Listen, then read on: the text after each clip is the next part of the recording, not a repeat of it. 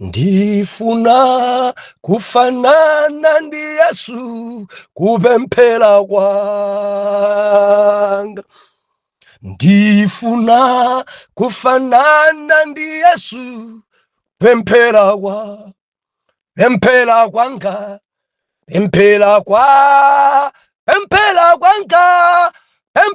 kwanga ine. Ndifuna kufanana ndi Yesu kupemphera kwanga. Kupemphera kwanga. Pemphera kwanga. Kupemphera kwanga ine. Ndifuna kufanana ndi Yesu kupemphera kwanga.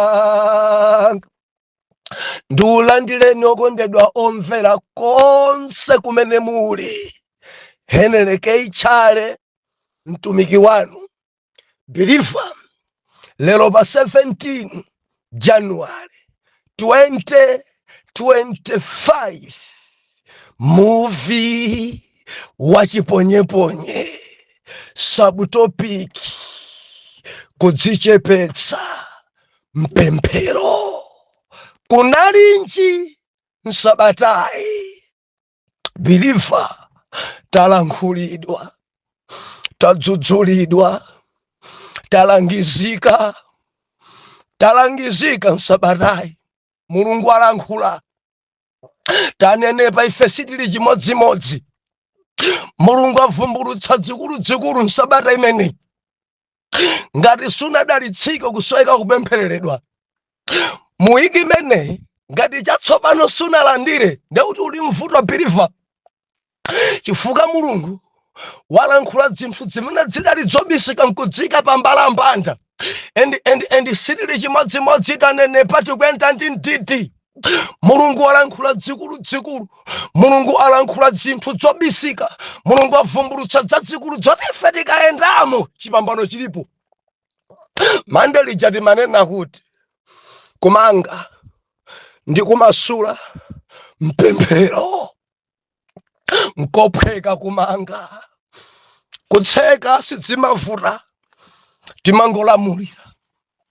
Ndi Mulungu sachedwa, amangomvetsera nkuchita chomwecho. Ndipo sikovuta kutsekako. Tinamona ife Eliya akunena kuti dzikuoneka ngati anthu aonjeza kuchimwa Israeli. Dzikuoneka ngati anthu achoka pamaso pa Mulungu chifukwa chakukolola. Mvula imene ikugwa anthu akutumbwa, akusimbwa. Ndi Eliya akulankhula pamaso pa Ahabu, mvula isagwe, akumuza Mulungu. Kufikira na ine nditanena, biliva mvula pompo Jehova datseka. Pa zaka zitatu nditheka. Dziko idalowa chiwawa, dziko idalowa chilala. Anthu adasautsika, anthu adakulukutika, adadya zosenera kudya. Kudachitika Jehova chimpwirikiti, mvula itasowa, zakumwa, madzi ziweto kufa. Ahabu kukulukutika, Jezebeli kukulukutika, aneneri abala kukulukutika. Kunalinji nsabatayi.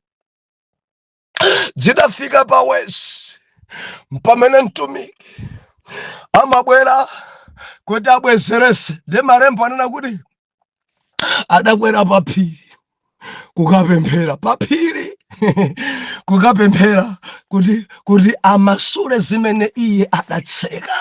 Sikopheka. Adagwada, maondo ache pansi, mutu mphechepeche, nkugundisa mutu wopansi. Bible kunena kuti kupemphera koyamba kuchita ameni, kuntuma nyamata pita ukayangane kumamba ati Bwana kuli dzuwa nde.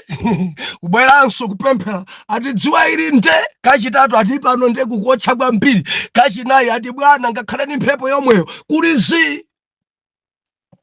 Kanamba 7 ndikamene nyamata manena kuti pakuoneka kantambo onga dzanja la munthu. Ukamafuna kuti ubwezerese zimene udamanga, zofunika kupemphera kwambiri. Ukamafuna ubwezeretse, ndiye Mulungu anavumbulutsa. Ambiri ife tidamanga ambiri fe tidatseka ndeti kamafuna kuti tizibwezerese tisakhala rambwali pa pemphero tusoweka tikankhire kwakuya kwambiri mpemphero osapemphera kamodzi koma over 7 times kuti timasule zimene tidamanga zija. Ndeti manena kuti enanu mudamanga ananu ali ku college mudachita chopemphera.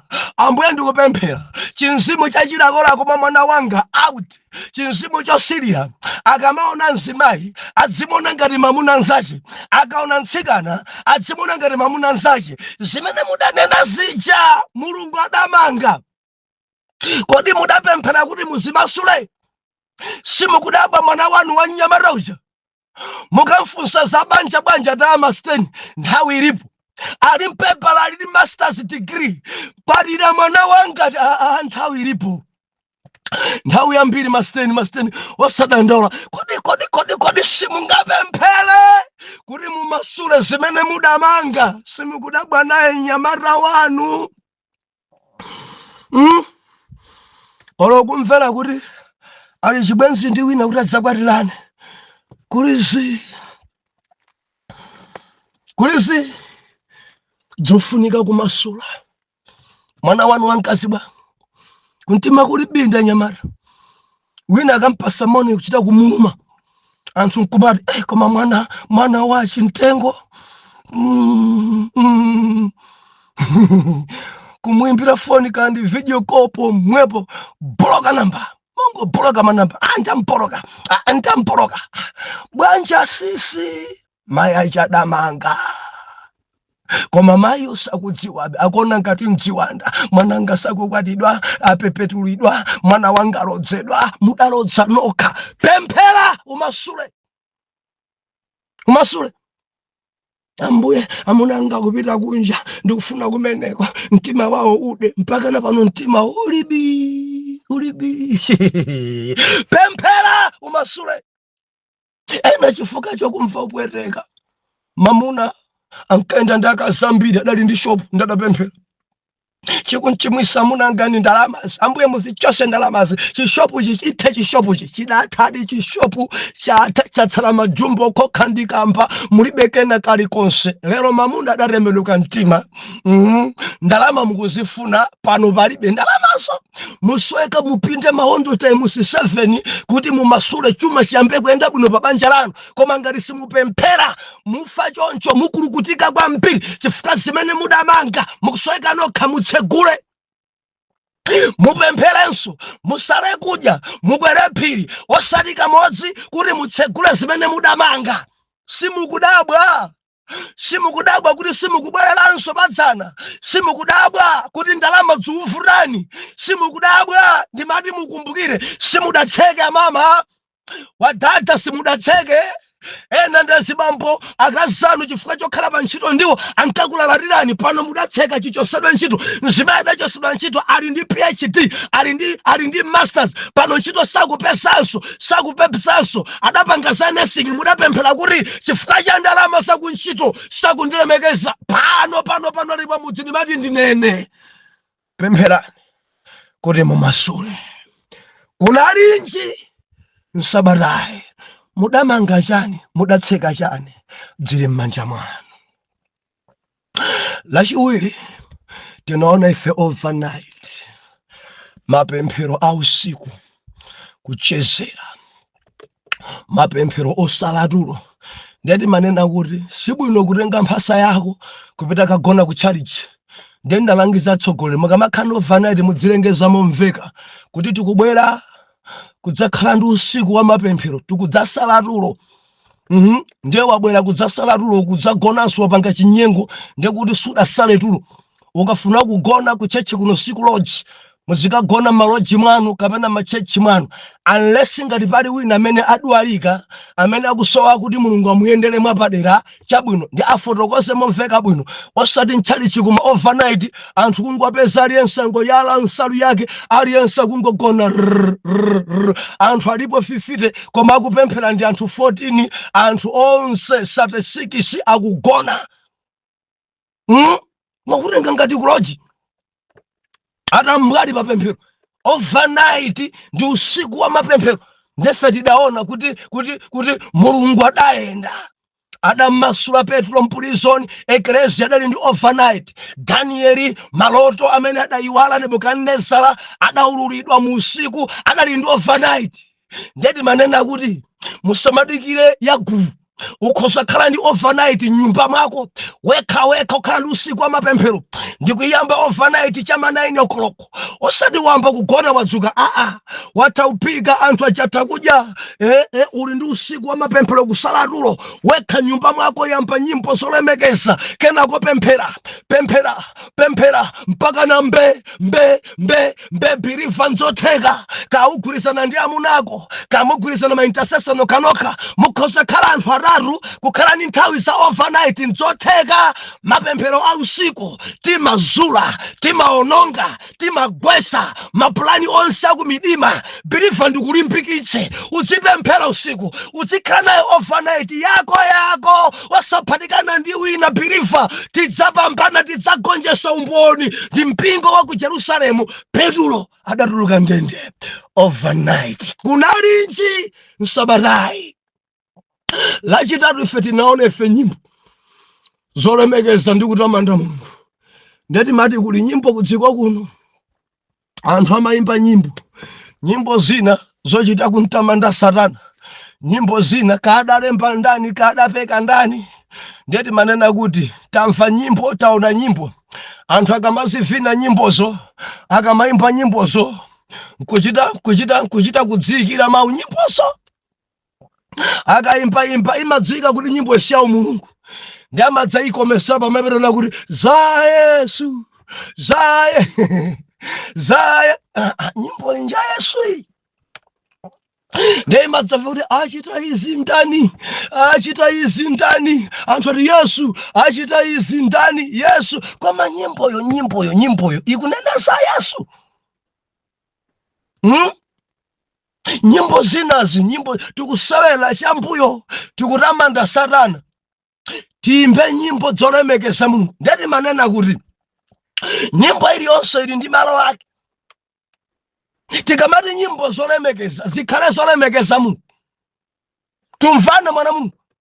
Nyimbo za malirozi iimbe ni nthawi ya maliro, nyimbo zopemphazi ziimbe ni nthawi yopempha, nyimbo za worship ziimbe ni nthawi ya worship. Koma mukamati nyimbo za worship malowesapo nyimbo zopempha sizimalongosoka. Mundimvaka? Ndi anthu ena amamponda Satana, eneja Satana sindikuopa, sindichita nawe mantha. Satana tadzisiyani, nenani Jehova, lemekezani Mulungu, imbani, nenani pakamwa panu, mufotokozere dziko kukula ndi kuopsa kwa Mulungu, ubwino wa Mulungu ameneyi, kupambana kwa Mulungu ameneyi. Nyimbo zanu zolemekeza Jehova zitsinena choncho. I believe wina wake athandizika. Kunalinji msabatayi nyimbo zina kungopekera munthu basi, kolasi ina ya munthu anthu ndikumagagadana nkolasi, kolasi imene banji. Haleluya. Tidzisamala ndi nyimbo, tisamale nazo nyimbo, tiimbe nyimbo zolemekeza. Mukamalemba makolasi nyimbo yolemekeza, yontamanda Mulungu, yovinika bwino, nyimbo zolimbikitsana, tiimbeni nyimbo zimenezo. Osangoti nyimbo naye ni Satana mpaka nakumaliza. Haleluya. Mawu athu nthawi zonse azilemekeza Mulungu woyera. Ndikulankhula china chake kwa wina. Kunalinji msabatayi dzuloli timaona ife mphamvu zakulemekeza ndi kutamanda Mulungu. Mphamvu zakulemekeza ndi kutamanda Mulungu. Muli mphamvu nkulemekeza, muli mphamvu nkutamanda Mulungu. Ndeti naona ife akulemekeza Mulungu, akutamanda Mulungu, akumpasa umboni Mulungu. Kodi ndani kodi taona ochuluka achina pondisira adalemekeza Mulungu. Ndende chidachitika ncha maziko a ndende adagwedezeka. Maziko adagwedezeka a ndende, maunyolo kumasuka. Haleluya. Tamona ifenso David mwana Mulungu. David ali kwa mfumu kwa Sauli, chiwanda chitamulowa, mnyamata adayamba kulemekeza, adayamba kuntamanda, andi chiwanda choipa chochoka chimene Mulungu adachipanga lilisi mwayi, adayamba kulemekeza David, chiwanda chicha chidathawa mwa President Sauli.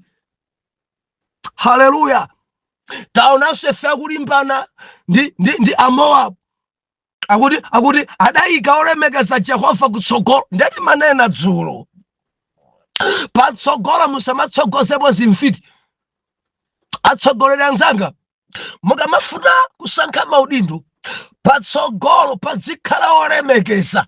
Maintasesa mudzapasa chochita, maintasesa kumayika nkumakhala masekretari, maintasesa nkumapasa ukulu wa mpingo. Patsogolo mukamayika anthu opanda Mulungu, kuti chipambano sichipezeka. Tamayikani anthu olemekeza, tamayikani anthu opempherawa akhale patsogolo kutsogolera chilero cha Yehova, chipambano chidzapezeka. Chifukwa ife tidaona Yehosafari akupembedzera pamodzi ndi asilikali, akunena kuti ndimvereni Ayuda. Atakambirana ndi anthu, adayika olemekeza patsogolo, amfuti yonse pambuyo, endi zotsatira zake adani Ayuda adagwebana okhaokha. Lemekeza Mulungu, biliva. Mfiti zidzigwebana zokhazokha. Ajamene apangana kuti alodze mwana wako, alodzerane ana okhaokha. Ajamene apangana kuti akuthesera ntchito, izitheni ntchito zawo. Ajamene apangana kuti akulodze business, kuti alodze ma business yawo. Zimene zimatheka biliva pakulemekeza ndi kutamanda Mulungu. Phunzitsa moyo wako kulemekeza Mulungu, kumkweza Mulungu, kumuimbira Mulungu nyimbo zamphamvu. Zimachitika, zodabwisa zimachitika. Adani okhaokha adalumana, adani okhaokha sadamvane, mfiti osamvana, ahule okhaokha amene amalimbana ndi amuna ako, ahule okhaokha agwebane, ahule okhaokha alodzane. Zichitike zimene zibiliva zidzatheka ukamalemekeza ndi kutamanda Mulungu. Kunalinji nsabatayi tanenepa ife tikuyenda ndi ndidi. Mundilole mwana Mulungu, lero tiwombe sabatayi, timangirire sabatayi ndi subtopic yonena kuti kudzichepesa mpemphero. Kudzichepesa mpemphero sikudzitukwana kuja iya galu ngati ine Ambuye, jabu ngati ine Ambuye, kakhwiriro ngati ine Ambuye, galu wachabechabe ndine nkhumba ine. Situkamba choncho. Kudzichepesa sikumeneko, kumeneko ndi kudzitukwana, kudzinyoza. Tikunena kudzichepesa. Ndifuna tiwerenge mabuku awiri. Buku la Luka chapter number 18 verse number 9. Tidzaonanso buku lija la Isaiah. Kanthawi katsalaka tifuna tiwombe mkoto kumeneko. Luka chapter number 18 verse number 9.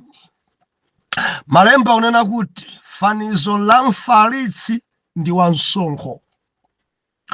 Verse number 9. Ndipo anatinso kwa ena amene anadzikhulupirira mayiwo okha kuti ali olungama, napeputsa onse ena. Fanizo ili, anthu awiri anakwera kunka kukachisi kukapemphera, winayo mfarisi ndi nzakeyo wansonkho. Mfarisiyo anayimirira napemphera izi mwayekha: Mulungu, ndikuyamikani kuti sindili monga anthu onse ena, opambapamba, osalungama, achigololo, kapenanso monga wansonkho uyu. ndisala kudya kawiri msabata limodzi, ndipereka limodzi la magawo 10 la zonse ndili nazo. Koma iko mapemphero iyi ndilifa pali mapemphero mitundu iwiri. Verse 12 Bible nakuti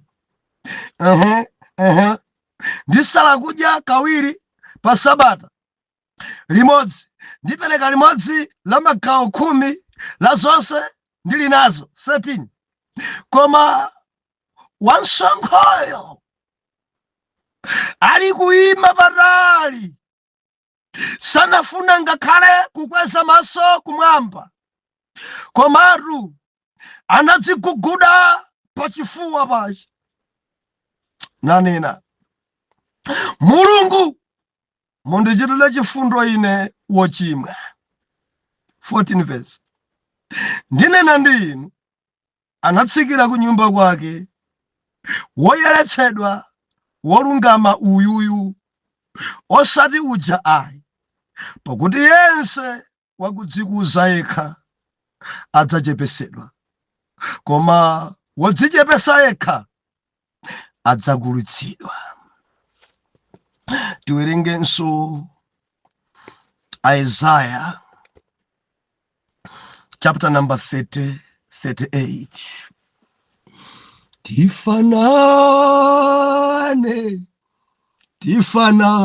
naye tifanane naye Yesu kudzichepetsa, tifanane naye ndichifuka dzimampanga kukhala wamkulu. Isaiah 38 verse number 1. Kudwala kwa Hezekiya ndi kuchiritsidwa kwake. Verse number 1. Masiku amenewo Hezekiya anadwala, anafuna kufa. Bwa Yesaya mneneri mwana wa Amozi anadza kwa iye nati kwa iye, atero Yehova, konza nyumba yako, pakuti iwe udzafa, sudzakhala ndi moyo. Ndipo Hezekiya analosa nkhope yake kukhoma, napemphera kwa Yehova nati, kumbukirani tsopano Yehova, tindayenda pamaso panu m'zoonadi ndi mtima wangwiro, ndipo ndachita zabwino pamaso panu. Ndipo Hezekiya analira kolimba. Ndipo anafika mawu a Yehova kwa Yesaya ndikuti, ukanene kwa Hezekiya, atero Yehova, Mulungu wa Davide kholo lako, ndamva kupemphera kwako, ndaona misozi yako. Taona, ndidzaonjeza pa masiku ako zaka 15, ndipo ndidzakupulumutsa iwe ndi mudzi uno m'manja mwa mfumu ya Asuri, ndipo ndidzachinjiriza mudzi uno. Atate, nenaninsoni momangirira wiki m'dzina la Yesu Kristo. Amen. Believer, lelo tikuomba tunena kuti kudzichepesa mpemphero, usamakule mtima, usamadzipo pemphero. Tikamafika pamaso pa Mulungu tidzikhala odzichepesa. Tikamafika pamaso pa Mulungu tisamakhale amatukutuku. Dzichepeseni pansi pa phazi la Mulungu, mapemphero anu adzayankhidwa. Marukurukuwa kukula mtimaku sidzimayankhidwa. Ena kuti agwade kulephera kugwada chifukwa cha suti imene avala, dress imene avala.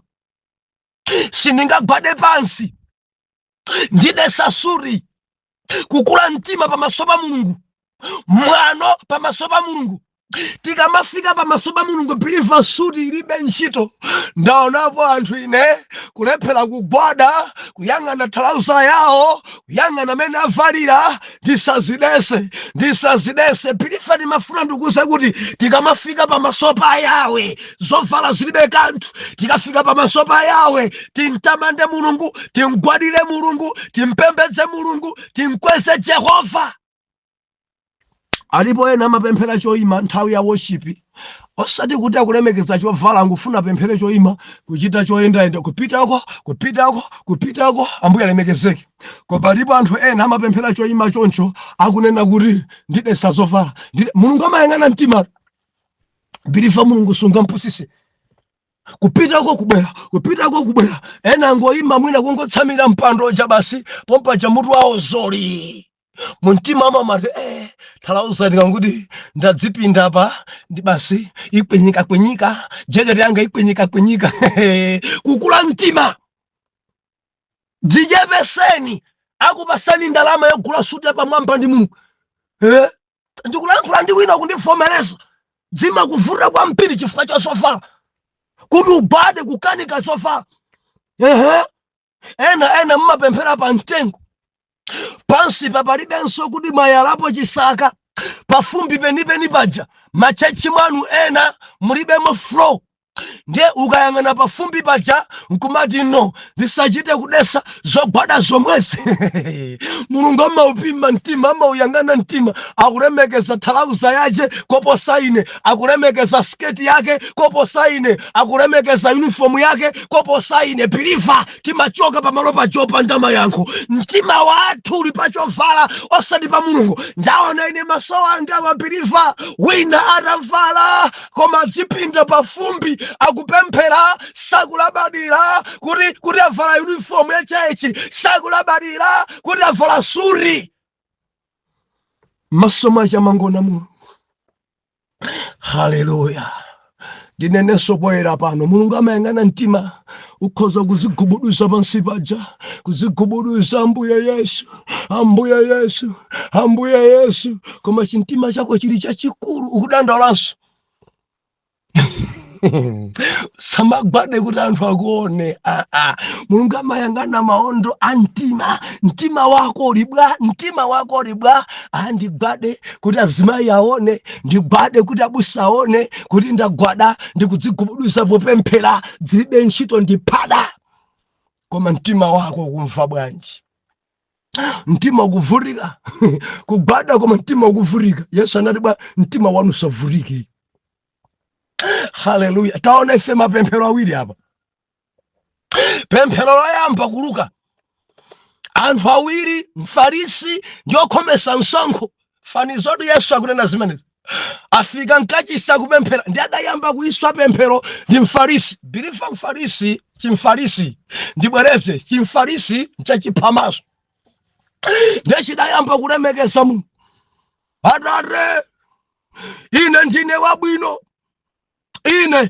Ine kusala kudya pa sabata kawiri. Ine ndine wolungama, sinimapanga zigololo. Ndine wolungama, sinimanama. Ndine wolungama, ineyo sinimachita phada, misonkho sinimakhomesa. Sindine woipa ngati m'bale okhomesa misonkhoyi. Ine pandekha ndine wangwiro. Ine ndine mukimva pemphero yodzikuza. Pemphero iyi Mulungu angayankhe iyi. Chimfarisi chimene ndimapanga zakuti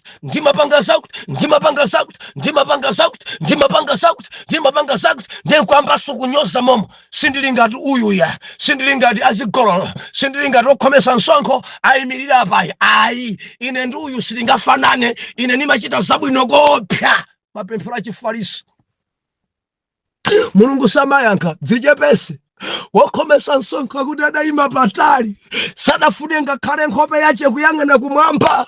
Baibulo linena kuti adagwada naloza nkhope yache kukhoma. Pempho yake ndi imodzi, wochimwayo ndine, mundichitire chifundo yawe. Ambuye Yesu akunena kuti mawiriwa amene adapita kwawo pemphero layankhidwa ndi uyu wakhomesa msonkhoyi chifukwa adadzichepesa, osati kudzitukumula, adadzichepesa, osati kudzichemera kuti amachita bwino. Baibulo linena kuti onse wodzikuza Yehova adzawatsitsa, amene amazitsitsa Yehova adzawakweza. Khala wodzichepesa. Tifanane naye, tifanane naye Yesu, kudzichepetsa. Dzichepese pansi pa phazi la Yawe. Ukamapemphera udzichepesa, ukamapemphera udzichepese, osati ngati Mfarisi. Naye Hezekiya adwala matenda serious, Mulungu atukanchenjeza kwense nyumba kumwalira. Hezekiya pompo kudzichepesa, nkhope kukhoma. Mulungu nzonadi message andipesa chonde adagwada kwa Mulunguyo, osati kulimbana ndi amene abweresa message. Hayi, mukudzona kudzichepesa kwa mfumu Hezekiya. Message abwera, ukonze nyumba, matenda awawa, ukumwalira.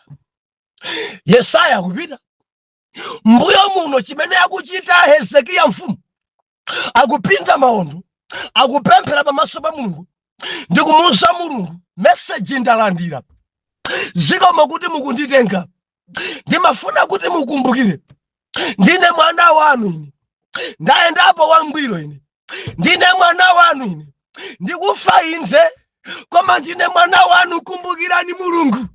Baibulo ikunena kuti asanachoke mu mzinda Yesaya, message idampeza ali pa njira. Bwerera kwa mfumu Hezekiya, ndamva pemphero lake, ndaona misozi yake, adzichepesa pamaso panga. Pita kamuze kuti ndaonjezera zaka 15 sizokhazo. Chifukwa cha pemphero yake ndidzasamalira banja lake, ndidzatetezera mudziwu chifukwa cha mtumiki amene, chifukwa cha pemphero limeneyi. Haleluya. Kumadzichepesa, kumadzichepesa. Ikadakhala lero akadankanyanga pa khosi Yesaya, wati bwanji ndipo abale ake a Hezekiya adali mfumu, akadadzuka ungamachoke kwanuko kubwera kuluzatete udzafa. Olo ukadapanda kunena tikadanguzidikira afa padali furanji. Iwe akutuma ndani? Akadatengadwa ngati mfiti, akadankanyanga pa khosi mpaka na mtitsi muleni. Akutuma ndani kuti udzanene za ifapa. Ife ne Yesaya mwe akadanena kuti iwe tabwera kuno, chintodo mmanja akadankapula pusa weti. Ndiwo mwana ungachokeko ndi uneneri wakoko, kwanza nyumba yako udzafa. Ndi mafumu angati amene amanyoza message ya Mulungu ikamabwera kuti akonze nyumba zawo. Ndi azibambo angati akamalangizidwa makhumudwa ndi kwamba kunyoza mtumiki obweresa message. Birifa, konza nyumba yako, ngati upitirizabe phada ukufa. Lapa konda amunako, lemekeza thupi lako, osamangosala ndi amuna eni, ukapitirizabe ufa.